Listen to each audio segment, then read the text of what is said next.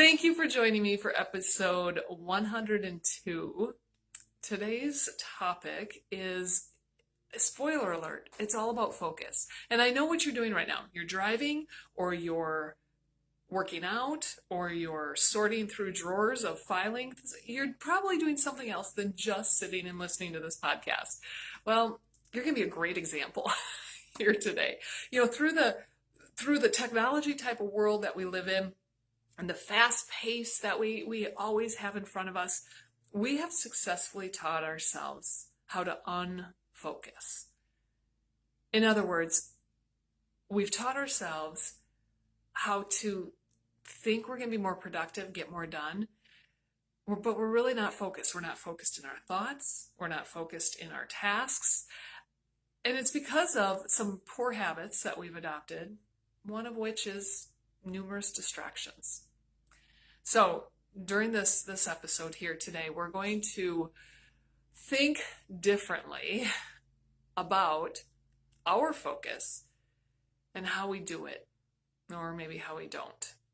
And who do we want to be? Okay, first of all, why bother? Why even bother? We can get a lot done in a short amount of time, and it's working. So why should we even entertain this idea of refocusing? Well, I found a really interesting article, and it is on coachingpositiveperformance.com. They gave us 4 reasons on why we really should focus, why we should focus on improving our focus. The first reason is because it really does make us more efficient. We can get one task done faster if we just focus on one task. I remember one night when the kids were still in high school, they came home and one of the kids was having problems with math.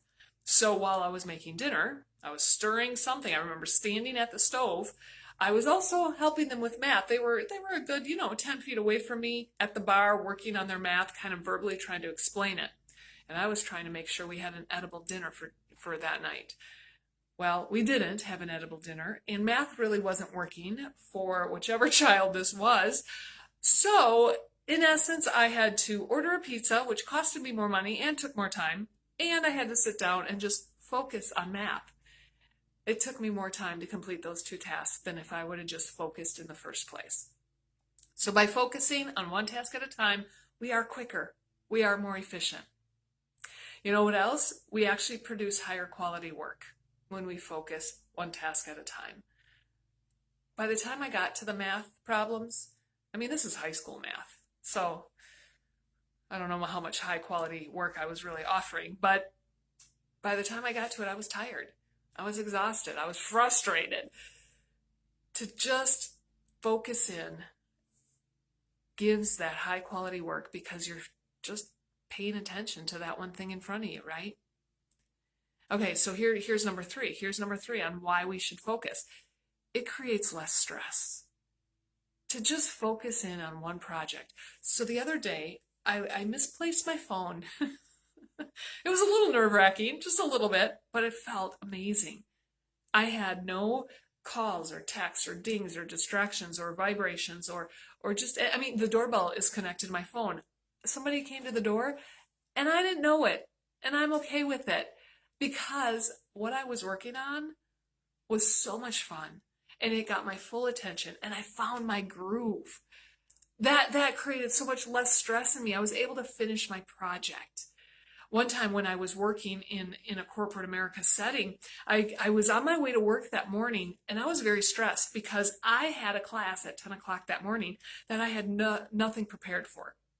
I had nothing researched, nothing created in a handout format or in a PowerPoint. We had nothing. So when I got to work, I just pretty much dropped my bags. I shut my blinds. I didn't even turn on my phone. I let everything go to voicemail. I did not open my email. I just jumped right into this class preparation that I had to do. And I timed myself. It took me 80 minutes. Oh, wow. I was so excited 80 minutes later. I had an amazing class. I was ready to go. I was ready to teach. I was ready to empower people to be better in whatever it was I was talking about. But at that moment, I had to open my email to send something to all of the attendees. And at that time, the stress started coming. because when I opened my email, I had 15 unread messages from that last 80 minutes. Oh, that is so stressful because for some reason we think we should answer emails as soon as they come in. But that doesn't have to happen either. Well, I timed myself again, and I wanted to look at, if I took that email while I was preparing for the class, that would at least have been a 1-minute interruption. So 15 emails would have been at least a 15-minute addition to my time. Well, that would have been really put me up to the edge of class time. So that would have created some stress. Well, how much time would it take to just finish 15 emails all in one batch? 7 minutes. 7 minutes. That was half the time of 1 minute per. I just saved myself like 8 minutes. That was so much more productive, and I felt so good about my class, the project I was working on. I found the value of turning off distractions because it relieved my stress. Well, the fourth thing that this article talks about on why we should adjust our focusing habits is it because it recruits our subconscious mind. I thought that was so interesting. It recruits our subconscious mind. So here's literally what the article says. It says, while you're busy working on one part of a task for a big project, your subconscious mind actually is working away at another part of that project. So if you're writing an article, which actually I just finished writing an article about focus, and I found this happened. It was so cool. So when you're writing an article, you notice how once you have a clear mind on the subject, you can then keep writing with little hesitation. Your fingers, it's like playing the piano. They just start doing the magic. So while you're writing paragraph number 1, your subconscious mind is organizing your thoughts for the later paragraphs. It's being focused, which allows you to achieve the level of flow. The subconscious mind is responsible for that. I like to call it my groove. Groove, flow, whatever you call it, you need your subconscious and your conscious mind to really make it all happen. And when it does happen, you're creating better results. Okay, so hopefully we've convinced you on why we want to focus on focus, right? All right, so many times there are distractions that will derail us. And many of these distractions we've actually turned on and activated. Think about all of the notifications that come on your phone. You don't have to have apps notify you when something is tagging you or trying to get your attention. You can turn those off, but we've chosen to turn them on. Even the volume on your computer. Right now, I have my volume turned off because I don't want the dings on my computer to come through the microphone and affect my conversation with you. But how often do we choose to keep that on? Okay, so distractions are an issue, and we've talked about that often, and we hear about many articles and conversations. But here's what I found for myself just in the last hour. I turned off my computer sound. I turned off my phone sounds. I turned off my app sounds. I even need to shut the blinds in my office because a bird flew by and it was enough to derail me. Seriously.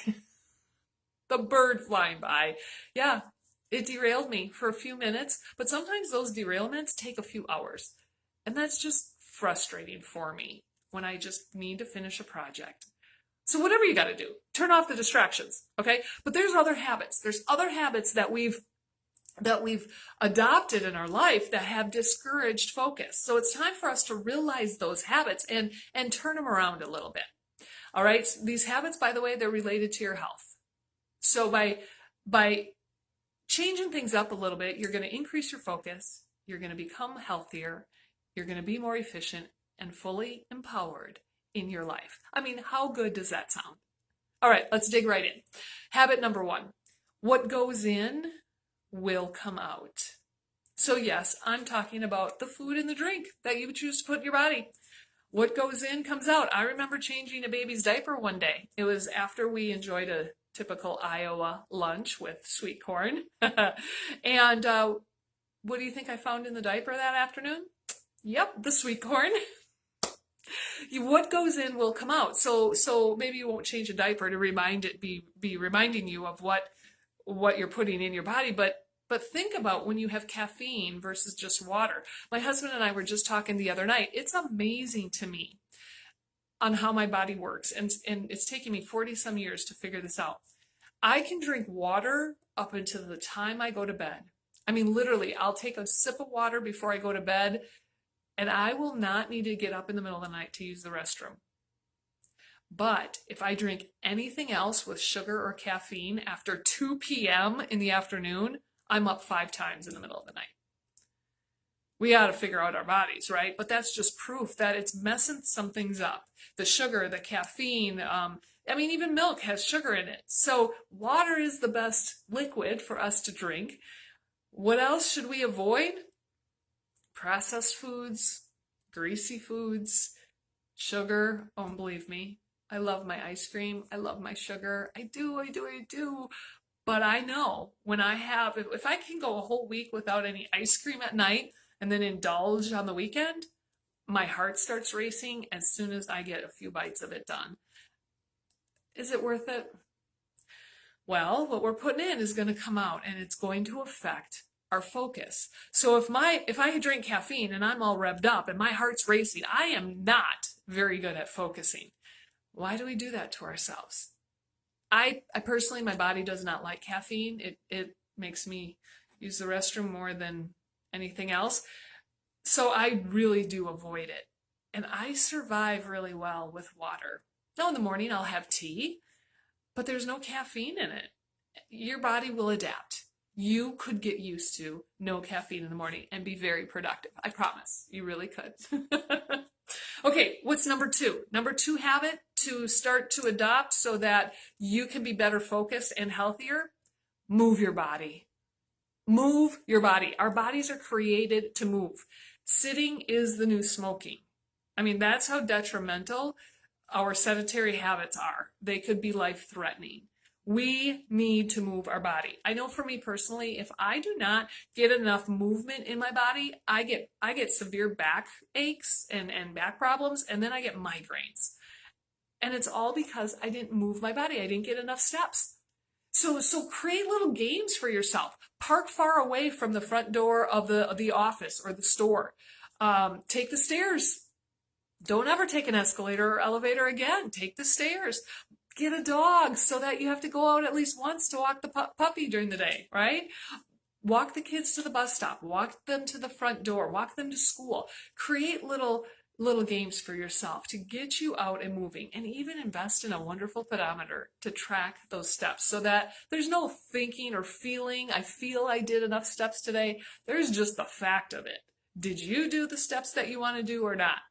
I have a wonderful pedometer. I'm wearing it right now, and I'm checking on it because my goal is 10,000 steps a day, and I only have 6,800. I'm going for a walk tonight, or 2. Okay, and the last thing here, the last habit that I recommend you really think about is your sleeping habit. Your sleeping habit matters.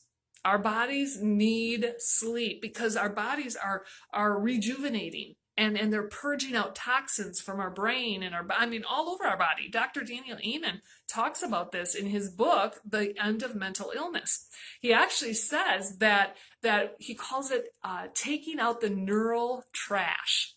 That's what's happening at night. While we sleep, our brain is eliminating these toxins. And it's more than just for our focus. It's also going to help our immune system, our appetite control, our neurotransmitter production. Now we're getting really technical. It matters. So make sure you have really good sleep opportunity. Here's what I did a few years ago. This is the best habit I ever tried, ever. If you're watching me online on the video, I have my eye mask. I have my eye mask on. My eye mask is the best sleeping habit I ever put into my routine. Now, I used to think that eye masks were for like pampered princesses, right? I remember one time we were traveling on train from Washington, D.C. to New York, and my brother was with us, and he's a world traveler.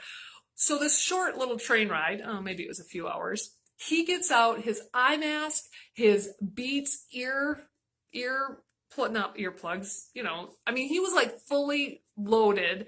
The only thing he did not do is put a hood on, but he was blocking out everything. And I thought, really? Really? Is this totally necessary? Okay, Rob, sorry, you're not oh, maybe you are a pampered princess. Well, he got a really good rest. He got really good rest. And it wasn't until I bought a new pair of pajamas one time and there was an eye mask attached to this new purchase. So I thought rather than throw it away, let's just give it a try. Wow. There are so many little annoying lights in our room that it's not the phone or it's not the alarm clock. I mean, there's a little blinking light in our smoke detector that sits above our bed. When you put an eye mask on, you block it all out. So, sometimes you can close your eyes and you still see light coming through. It's dark.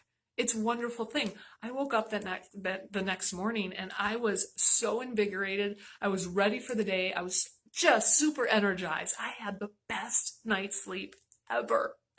So, I highly encourage you to invest in an eye mask to help with your sleep. Shut out the extra light that our body doesn't need. Even our skin knows when it's daylight out. Even our skin knows when there's lights turned on.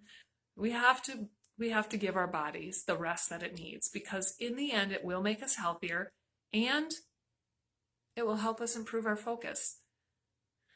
So I know these suggestions they're nothing new. You've heard it before. However, do you seriously follow these recommendations? Do you literally plan your day around these events? Do you meal plan?